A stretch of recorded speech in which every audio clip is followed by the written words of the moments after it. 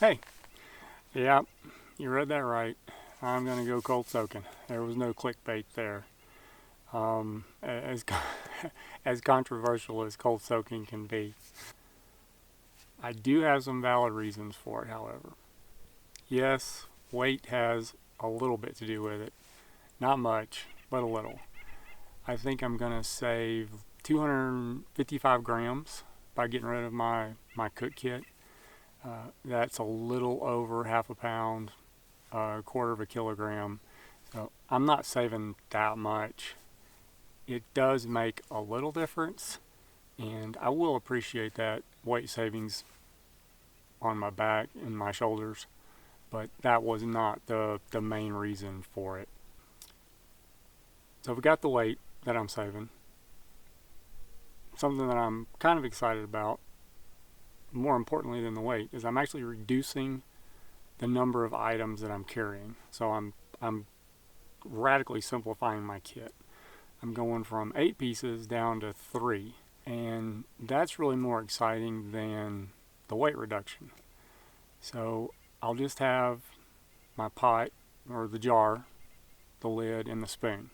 That's it. That's going to be the sum total of everything that I'm eating out of.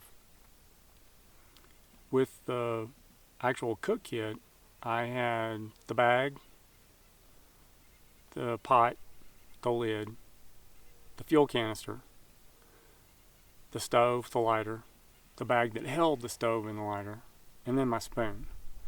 So getting rid of that stuff and not having to keep up with that many pieces, yes, it's all stuffed in a bag and then it only comes out when I'm cooking. But then it's stuff that's out and I've got to worry about it. I Radical simplification makes everything simpler. It also makes things more efficient.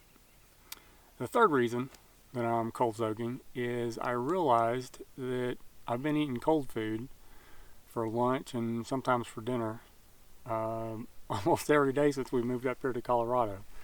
I'm not really sure how that worked out, but I realized, well, hey, if I'm doing it now, I can do that on the trail. So I have been experimenting, making sure that I'll enjoy eating what I'd be eating on the trail, and I have. So, success there. Couscous is definitely for me better than the rice. It rehydrates way better than the instant rice, but I do enjoy it. I do enjoy that. So I don't think I'm gonna have any problems there, and you can as a base you can just add all kinds of stuff in there for flavoring and a little bit of variety. Really, the most important thing is that when I had my cook kit, I don't know how many times I would get to camp and it'd be late. I hadn't eaten anything yet. I'd start the cooking and kind of start getting my camp set up and everything. And I don't actually have to cook. I just boil the water with the beans and the rice and stuff in there. Kind of accelerate the rehydration essentially. So it's only burning for like 2 minutes. The stove actually, maybe two and a half, 3 minutes tops. And then I take it off the stove, put the lid on, and put it in the pot holder bag that I used as a cozy. And then I would let it finish rehydrating. And while I'm taking care of my camp chores, getting everything finished setting up and getting everything kind of organized. I don't know how many times I'd be so hungry, I'd break into that thing and it would still be hot. And even though I'm blowing on it, I scalded the absolute crap out of the top of my mouth. Uh, I, Way too many times to count. So I'm avoiding that whole situation. Also, I had just flat out fallen asleep. I've been so tired. I'll take a couple of bites when it has kind of cooled off, and I'll just pass out right there with my food right beside me. I'll wake up 30 minutes, maybe an hour later. Guess what? I'm eating cold food. So if I can do it with a cook kit, eat cold food, then I can just make that my standard operating procedure. I'll just do it all the time, and it will eliminate a couple of problems there. I think the thing that kind of excites me the most about cold soaking, and the reason I'm looking forward to it, truly and honestly.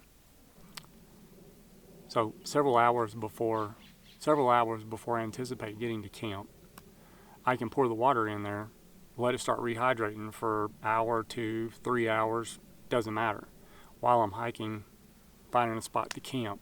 So I'm going to be a little more relaxed about finding the spot to camp. I won't be in such a rush because I can actually sit down and eat anytime I want.